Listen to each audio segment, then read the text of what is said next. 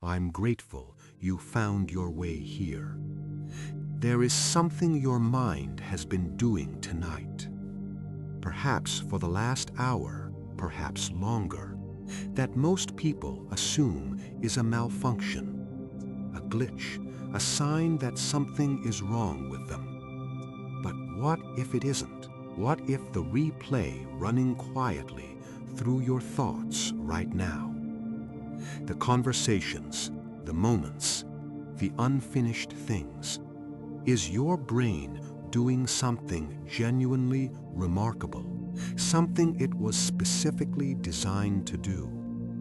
By the time this journey ends, you may understand that process in a way that makes it feel less like a trap and more like something you can gently work with.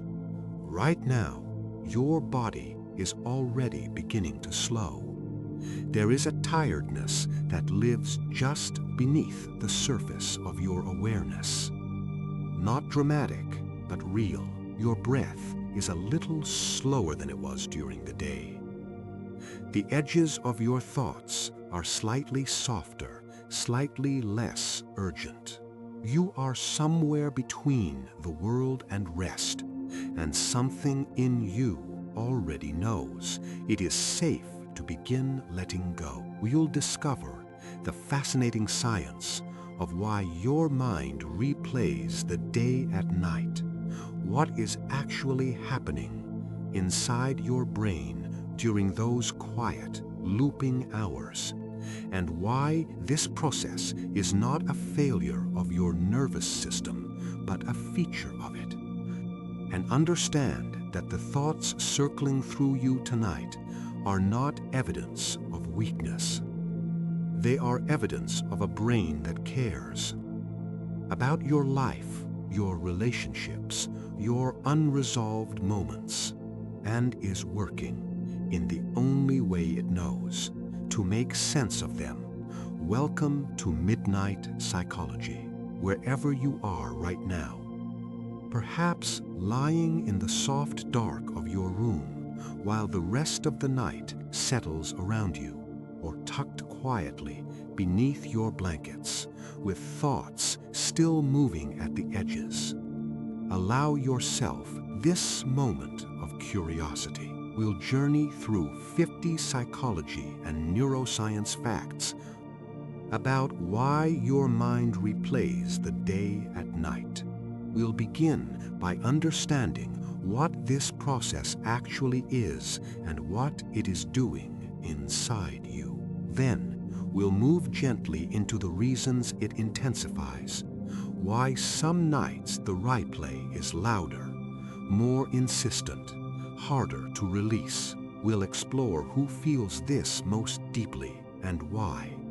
And finally, we'll walk softly into healing, into the gentle science of what helps the mind complete its processing, and finally, gratefully, grow still. This channel is a sanctuary. It exists for one sleepy soul at a time, for you tonight, in whatever state you arrived. There is nothing to fix here, nothing to solve, nothing to perform, only something to quietly receive. And now, let your body settle just a little more. Feel the weight of yourself, held completely, without effort, by the surface beneath you. Let your shoulders drop. Let your jaw unclench. Let your hands rest open, fingers loose. You are not holding anything right now, and you don't need to. Thoughts will come. They have been coming all evening. Let them move past like slow water moving around a stone, the stone unmoved, the water flowing on. You don't need to follow each thought to its conclusion tonight. You only need to be here, softly, in the quiet that is already beginning to form around you. Your heart is steady. Your lungs are breathing without instruction. Your body already knows how to do this. All you are asked to do is listen, gently, without effort, without arriving anywhere at all. Let these words settle over you like something warm, like the moment just before the mind finally lets the day go. The mind does not simply stop when the day ends. In the quiet of the night, as external demands recede and the noise of activity fades, the brain shifts into one of its most important and least understood modes of operation. It begins to review, to sort, to process what the hours of waking life have deposited inside it. This is not a malfunction. It is, in the language of neuroscience, memory consolidation. And it is among the most essential things your brain ever does. The hippocampus, a seahorse-shaped structure deep within the temporal lobe, functions as the brain's initial memory staging area. During the day, it rapidly encodes incoming experiences in a compressed, temporary form. At night, during sleep and the quiet hours approaching it, the hippocampus begins replaying these encoded experiences to the cortex, transferring them from short-term holding into long-term storage. Researchers at the University of Arizona found in 2018 that this hippocampal replay occurs at up to 20 times the speed of the original experience, which is why a full day can seem to pass through the mind in minutes. Not every experience from your day receives equal treatment. Your brain tags memories according to their emotional intensity, their novelty, and their relevance to your ongoing goals and relationships. A conversation that moved you, a moment of embarrassment, an unresolved disagreement. These are flagged for priority processing. The brain's replay is not random. It is curated with a logic rooted in survival and learning. The default mode network, that constellation of brain regions most active during inward reflection, governs much of the pre-sleep replay experience. Regions, including the medial prefrontal cortex, the posterior cingulate cortex, and the precuneus work in concert to simulate, review, and extract meaning from the day's events. This network is quieter during active, demanding tasks and louder when the external world grows still. Nighttime is, in a very literal, neurological sense, when your most reflective brain wakes up. REM sleep, the phase of vivid dreaming, plays a specific role in emotional memory processing. Neuroscientist Matthew Walker at the University of California, Berkeley, describes REM sleep as a form of overnight therapy. During this phase, emotional memories are replayed in a neurochemical environment, free of the stress hormone noradrenaline, allowing the brain to reprocess difficult experiences and gradually strip away their emotional charge. You replay the day in order to eventually feel less wounded by it. The amygdala, your brain's threat detection and emotional tagging center, is particularly active during pre-sleep rumination. Research from Stanford University found that individuals whose amygdalae were more reactive during evening rest periods showed greater emotional memory retention the following morning. Your brain is not torturing you with nighttime replay. It is, in its own way, trying to protect you. By ensuring that emotionally significant information is thoroughly processed and stored, mirror replay is not confined to sleep. Awake consolidation, the quiet rehearsal of recent experiences during moments of rest and low demand, has been documented in both human and animal subjects. A study from University College London found that hippocampal sequences observed during active experience reappeared during subsequent quiet rest periods, with higher replay rates for experiences associated with reward or emotional significance. The brain's replay process is preferentially activated by novelty, new experiences, unfamiliar social dynamics, and situations that challenged your expectations are far more likely to recur in pre-sleep mental activity than routine, familiar events.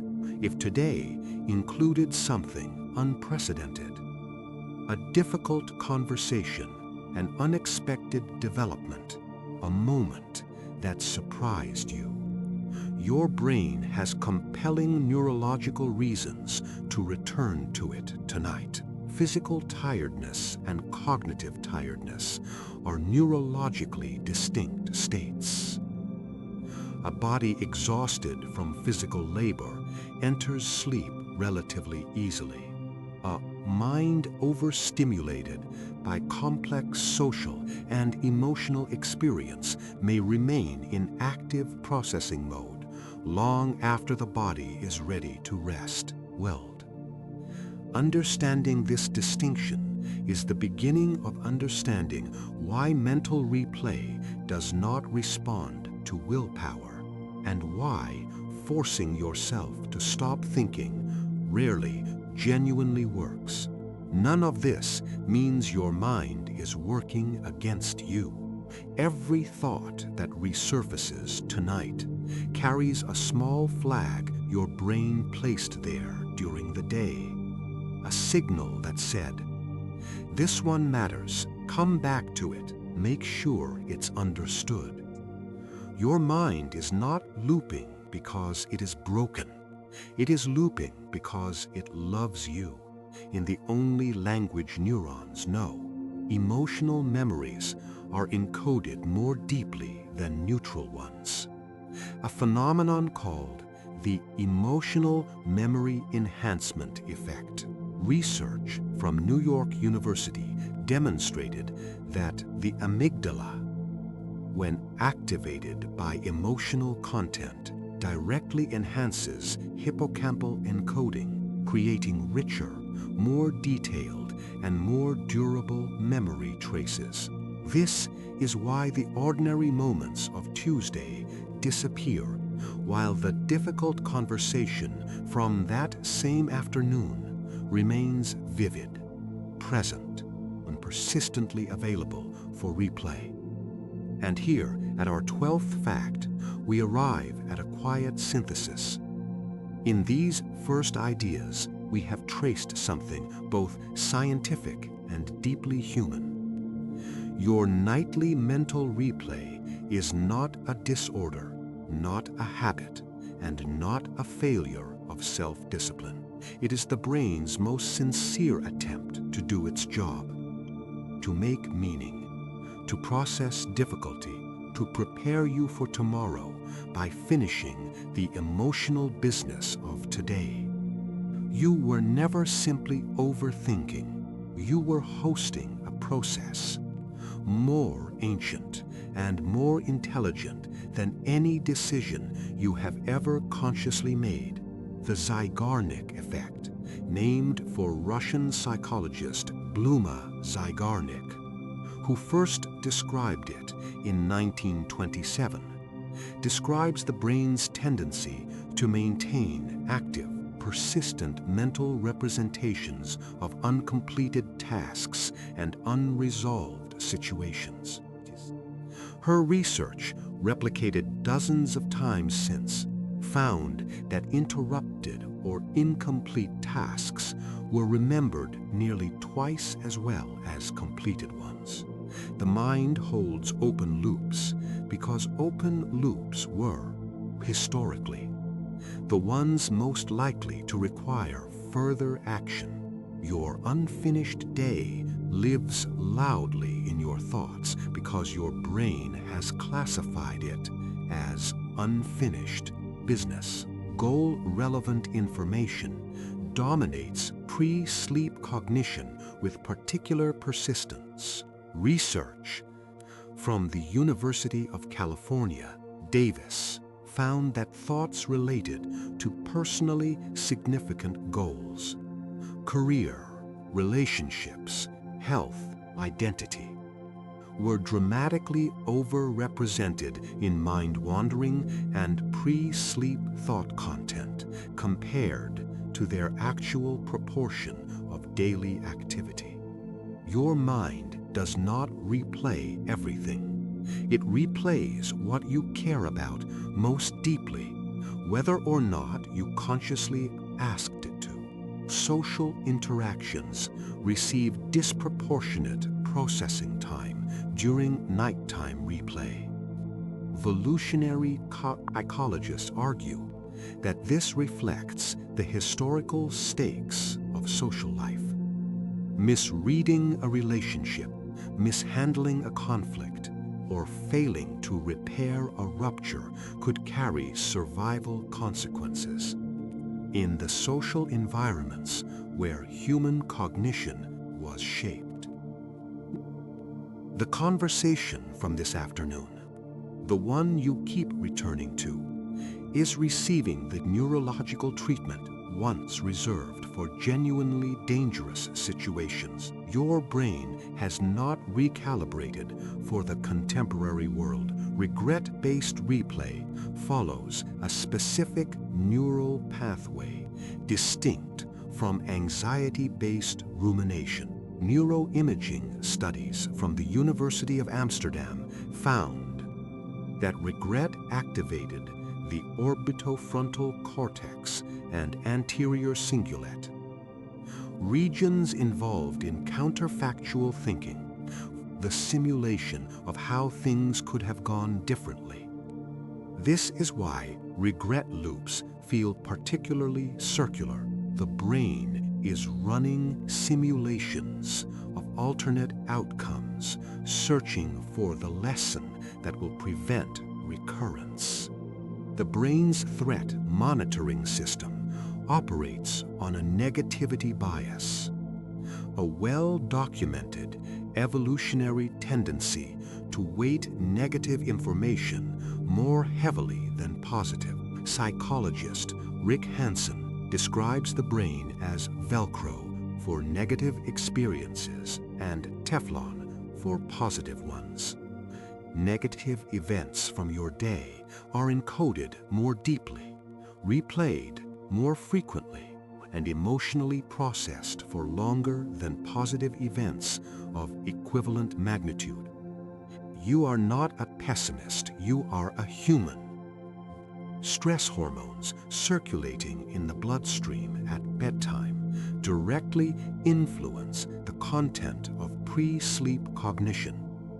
Elevated cortisol, noradrenaline, and adrenaline, the residue of a demanding day, bias the brain's spontaneous thought generation toward threat-related content.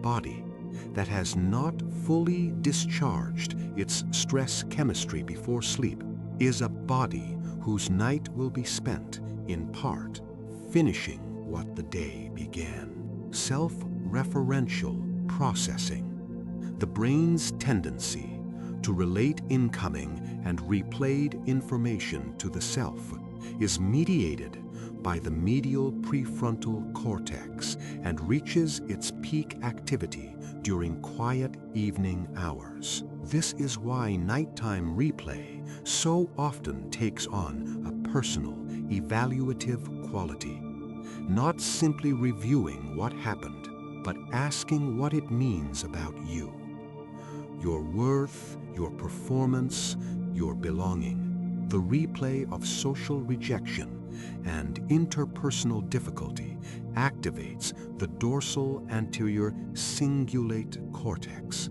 the same region activated by physical pain. Research from the University of Michigan demonstrated that the neural signature of social pain is genuinely indistinguishable from that of physical injury.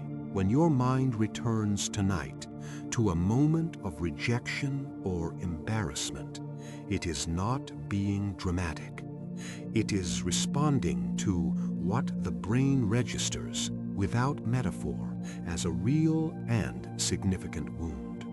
Rumination, the repetitive, passive focusing on distress and its causes, is neurologically distinct from reflection.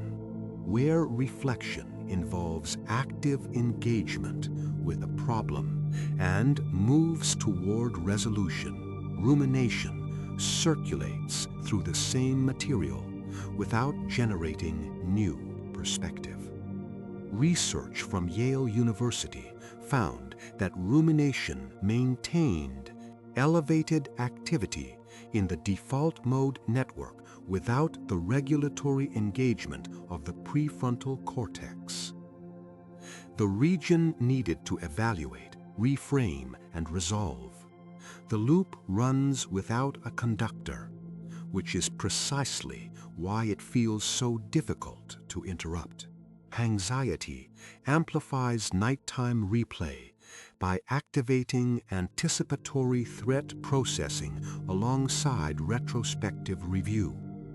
A ruminative mind may replay this afternoon's conversation while simultaneously generating worry about tomorrow's meeting. A dual temporal loop that occupies both the past and the future, leaving only a narrow, crowded space where the present might otherwise be. Researchers at Cambridge University found that anxiety significantly increased the proportion of self-referential thought in pre-sleep cognitive activity across a broad population sample. And here, at our 25th fact, we pause for a quiet synthesis. A picture is forming, not of a mind that has gone wrong, but of a mind that is doing too much for too long without the conditions it needs to complete its work. The nightly replay is not your enemy. It is an overworked process running in an under-resourced environment. And that reframing, small as it sounds, changes the relationship between you and your thoughts in ways that matter. Rain, the stress response, does not automatically deactivate at the end of the workday. Cortisol, which peaks in the morning to mobilize energy and should decline across the afternoon, can remain artificially elevated in people under chronic stress, reaching bedtime with levels insufficient for genuine physiological relaxation. A 2019 study from Carnegie Mellon University found that chronic stress was associated with a significantly flattened cortisol curve, meaning the difference between daytime alertness and nighttime rest became neurochemically smaller and smaller over time. Hypervigilance, a state of maintained alertness to potential threat, carries over directly into pre-sleep cognition. Individuals who experienced childhood environments of unpredictability or insecurity show measurably higher rates of nighttime rumination as adults.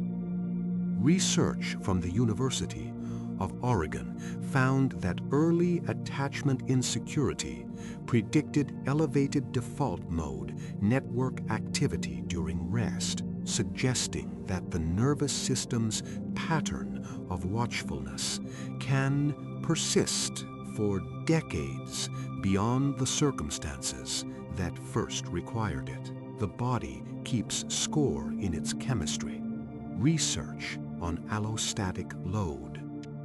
The cumulative biological wear of chronic stress demonstrates that individuals with high allostatic burden show consistently poorer sleep quality, more fragmented sleep architecture, and greater subjective experience of nighttime cognitive intrusion. The physical and the psychological are not separate systems, experiencing separate problems. They are one system, replaying one life. Cognitive fusion, a concept from acceptance and commitment therapy, describes the state in which a person becomes identified with their thoughts, unable to observe them as mental events distinct from the self. During nighttime rumination, cognitive fusion amplifies distress. The thought is not experienced as a thought, but as a reality, demanding engagement and resolution.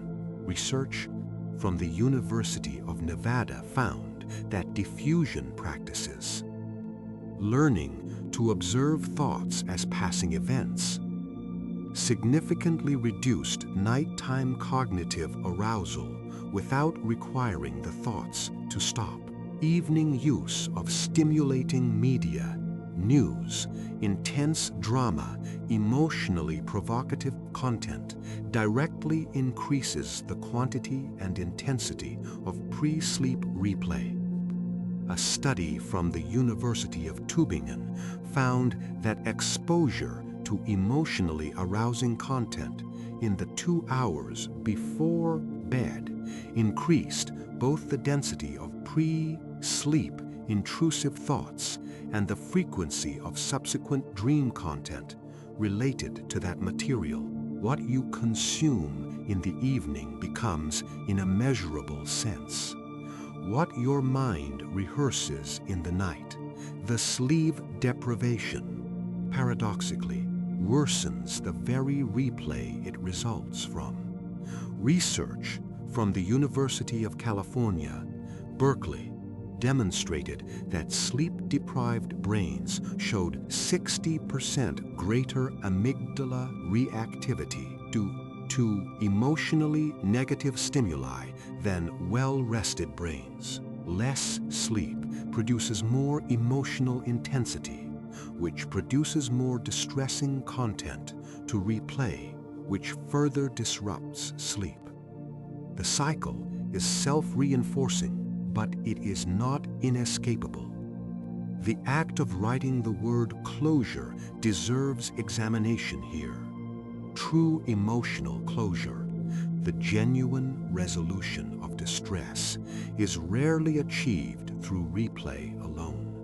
Research in narrative psychologies suggests that closure requires a shift from looping to story, from circling the same material to placing it in a sequence that has a beginning, a middle, and an end. This is why the simple act of writing, transforming replay into narrative, interrupts the loop in ways that willpower cannot. Before we continue, let this moment belong entirely to your body. Your breath is moving in and out without your management. The surface beneath you is holding you completely without condition. Notice that right now, in this precise moment, you are safe. Nothing is required of you. Nothing is unfinished in a way that the next few seconds can resolve. Just here, just this breath, just this quiet. People who score high on the personality trait of neuroticism, a dimension characterized by emotional sensitivity and a tendency toward negative affect, show significantly greater frequency and intensity of nighttime cognitive replay. Research published in the Journal of Research in Personality found that neuroticism was the strongest predictor of pre-sleep rumination among all major personality dimensions, outpacing even measures of anxiety and depression when analyzed independently. This is not a character flaw.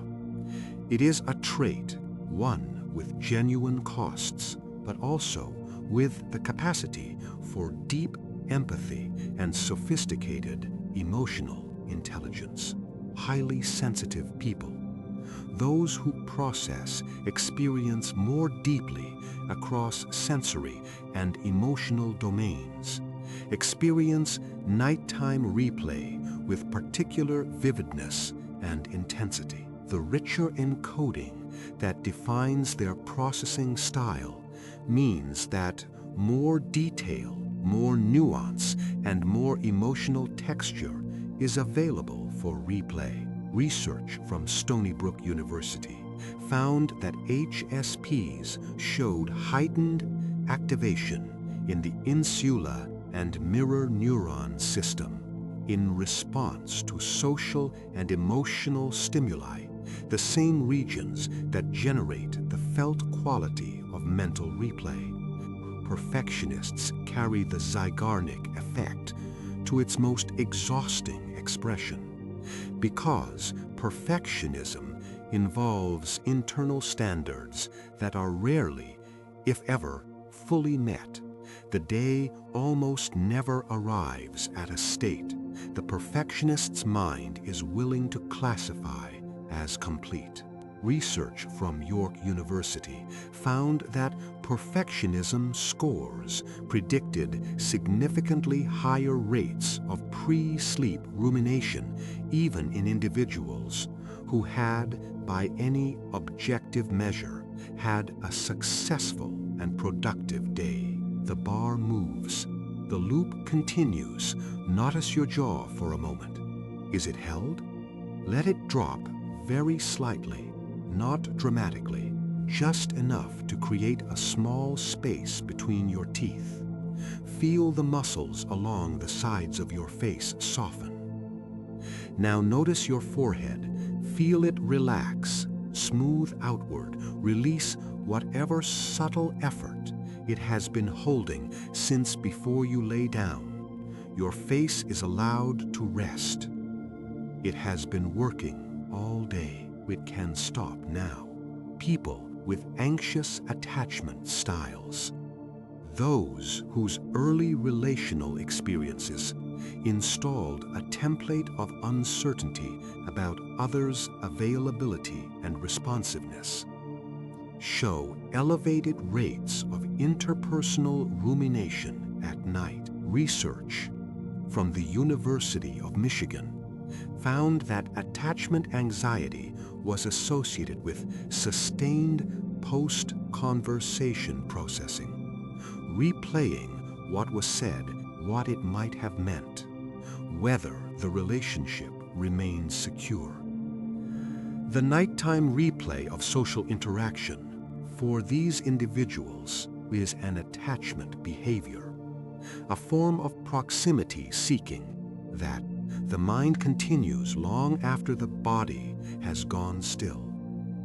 Empathic individuals who work in emotionally demanding roles show a specific pattern of nighttime replay characterized by other directed content, replaying not their own experiences, but those of the people they encountered. Patients, students, clients, children. Research from Karolinska Institute found that secondary traumatic stress in caregivers manifested primarily during nighttime hours in the form of intrusive, detailed replay of others' suffering absorbed across the working day. Individuals with ADHD show a paradoxical relationship with nighttime rumination. Despite difficulty sustaining attention during the day, many people with ADHD describe heightened cognitive activity at night, a phenomenon sometimes called the hyperactive mind at rest. Research from the Journal of Attention Disorders found that ADHD was associated with significantly delayed sleep onset related to intrusive thought, in part because the dopaminergic regulation that manages thought flow in the waking brain operates differently in the absence of external structure and stimulation. And here, at our 38th fact, we arrive at a milestone worth sitting with. What has emerged across this middle passage is not a catalog of disorders. It is a portrait of people who feel deeply, process richly, care enormously, and carry the weight of their days with a thoroughness that the world does not always recognize as the strength it genuinely is. If your mind replays the day tonight, it is because your day mattered to you, and that is not a small thing. The single most evidence-supported behavioral intervention for nighttime cognitive replay is expressive writing. Taking a pen and paper and writing without editing whatever thoughts are circling in the mind.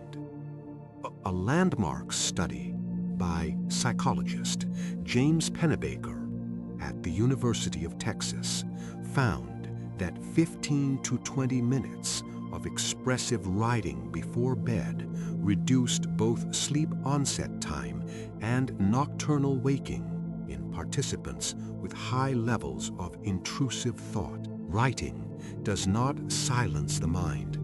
It gives the mind somewhere to deposit what it has been carrying. The to-do list, simple, unglamorous, and consistently underestimated, has been rigorously validated as a sleep intervention. Research from Baylor University, published in the Journal of Experimental Psychology in 2018, found that writing a specific detailed to-do list for the following day before sleep accelerated sleep onset by an average of 9 minutes compared to writing about completed tasks. The open loops that fuel replay are partially closed by the act of externalizing a plan, even one as modest as tomorrow's list. Cognitive reappraisal, the practice of consciously reinterpreting a distressing event from a broader or more compassionate perspective, measurably reduces amygdala activation and pre-sleep emotional arousal. Research from Stanford University found that individuals who regularly practiced reappraisal showed both lower nighttime cortisol levels and faster sleep onset on days following interpersonal stress. The reframe does not erase the experience. It changes the brain's neurochemical relationship with it. Let your attention travel slowly through your body now, not searching for anything, only noticing. Begin at the top of your head, move through your face, your neck, your shoulders. Feel your chest rising and falling, unhurried, your belly soft, your hips and lower back resting, your legs heavy and still, your feet released into the warmth of where they lie, your whole body held, your whole body allowed to be exactly as it is. Self-compassion, the practice of responding to personal difficulty with the same kindness one would offer a close friend, interrupts rumination by deactivating the threat-based self-evaluation that sustains it. Research from the University of Texas at Austin found that self-compassion was inversely correlated with rumination across multiple studies, and that brief self-compassion interventions before sleep significantly reduced the frequency and distress of nighttime intrusive thoughts. Kindness toward yourself is not indulgence. It is neuroscience, the body scan, the slow, non-judgmental movement of attention through each region of the body. Interrupts the default mode network's self-referential processing by redirecting attention from narrative content to present moment sensation. Research from Oxford's Mindfulness Center found that body scan practices reduced both the frequency and the perceived uncontrollability of pre-sleep intrusive thoughts with effects comparable to cognitive behavioral interventions after 8 weeks of regular practice, resolving the day through brief verbal or written reflection. What psychologists call emotional closure rituals has been shown to significantly reduce next-day emotional reactivity. A study from the University of California, Los Angeles, found that individuals who engaged in a structured 5-minute review of the day's events, acknowledging both difficulty and completion, showed measurably lower cortisol the following morning, as if the brain, having been given a proper ending to the day, released its need to generate one through replay. Warm light, reduced environmental stimulation, and the absence of screens in the final hour before bed reduce the neurochemical conditions that sustain replay. Melatonin, suppressed by blue light and cognitive arousal, when allowed to rise naturally, shifts the brain away from the analytical, evaluative processing of the default mode network toward the quieter, more receptive state that precedes genuine sleep. Light is not merely aesthetic, it is pharmaceutical at the dose of every evening. Nature's sounds, particularly flowing water and rainfall, reduce the cognitive intrusion of nighttime replay by providing a gentle, non-threatening acoustic foreground that occupies the auditory cortex's monitoring function. A study from the Brighton and Sussex Medical School found that nature sounds produced an outward-directed attention pattern in the brain, the opposite of the inward rumination loop, while simultaneously activating the parasympathetic rest system. The sound of rain is not just comforting. It is, neurologically speaking, an interruption of the replay mechanism itself. And now, our 50th fact and our final synthesis. Across these 50 ideas, one truth has threaded consistently through the science. Your mind replays the day at night because your brain is faithful. Faithful to your relationships, your goals, your emotional life, your unfinished moments. The replay is not your burden. It is your brain's love language, imperfect, exhausting at times, but rooted in the same impulse that makes you care about your life in the first place. And the path toward rest is not silencing that faithfulness. It is giving it what it needs to finish its work and finally, gently let go. At its deepest level, the mind's nightly replay is about something far older than neuroscience can fully measure.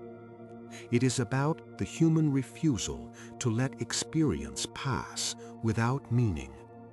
Every thought that returns to you tonight, every moment your mind revisits, every conversation it reconstructs, every feeling it holds up to the quiet light, is an act of meaning-making. Your brain is not a passive recorder. It is an interpreter, a narrator, an instrument, built not merely to store experience, but to understand it, to find in the raw material of a day something it can carry forward with wisdom. That this process sometimes costs you sleep is real. That it arises from something profound and worth honoring is equally real.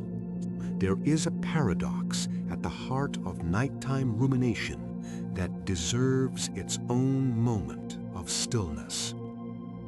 The more urgently you try to stop the replay, the more energy you give to the very system that is generating it. Effort feeds the loop. The path through is not suppression, but something older and gentler. The kind of allowing that says, I see these thoughts, I acknowledge what they carry, and I do not need to resolve them tonight. That allowing is not passivity. It is, in the language of neuroscience, the deactivation of the threat response that has been sustaining the loop. Acceptance is not defeat. It is the most sophisticated intervention available to you right now. The journey we have taken tonight. Through memory consolidation and emotional tagging, through the Zeigarnik effect and the negativity bias, through compassion and the quiet science of healing, has been tracing one essential thread, that a mind which thinks deeply at night is a mind that lives deeply during the day. And living deeply deserves not judgment, but gentleness, especially at the end of a long day in the dark, when the thinking has finally found nowhere left to go. Rest is not something you earn. It is a biological necessity, as non-negotiable as water, as oxygen, as the emotional processing your brain has been attempting all evening. There is no thought fully resolved, no conversation perfectly concluded, no list entirely completed that makes rest more deserved than it already is. The culture around you may suggest that productivity justifies rest and that stillness must be earned. That culture does not understand the brain. You are beginning to. You are allowed to leave today unfinished. You are allowed to let there be open loops that tomorrow, with a rested mind and a quieter nervous system, will look entirely different. You are allowed to release the replay, not because the thoughts don't matter, but because carrying them through the night serves neither you nor the people and moments they concern.